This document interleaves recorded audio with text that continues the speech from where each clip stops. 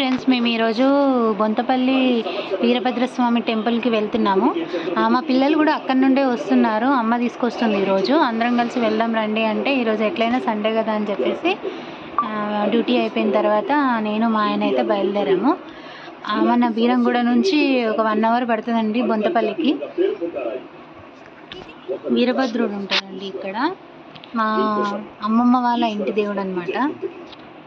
చాలా రోజులు అవుతుంది చూడక రండి అంటే వెళ్ళాము.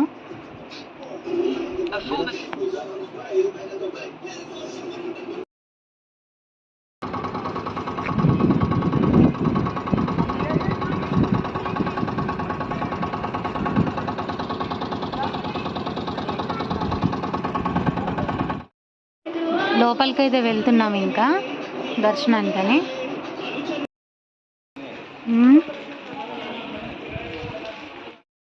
లోపల మంచిగా గట్టిపోయింది నాకు.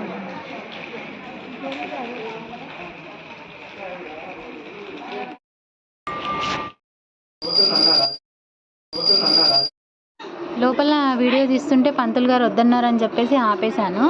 ఇంకా ఆకలిస్తుంది మమ్మీ అని పిల్లలంటే ఇంటి నుంచి తీసుకుపోయిన పులిహోర ఒక దగ్గర కూర్చొని తిన్నాము. ఇది దగ్గరలో ఉన్న టెంపుల్స్ ఇవి.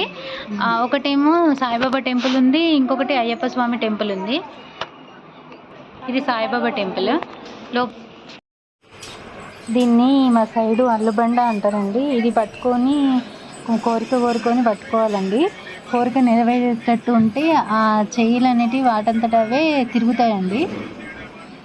నేను చాలాసేపు వెయిట్ చేశాను, అయినా టైం పడుతుందంట. నాకు అప్పటికే చెయ్యిలు అవుతున్నాయని నేను తీసేసాను. ఒక 10 minutes అలా ఉంచి నేను తీసేసాను. ఖచ్చితంగా ఈ వీరభద్రస్వామి టెంపుల్లో ఏదైనా కోరిక కోరుకుంటే మాత్రం నెరవేరుతుందంట.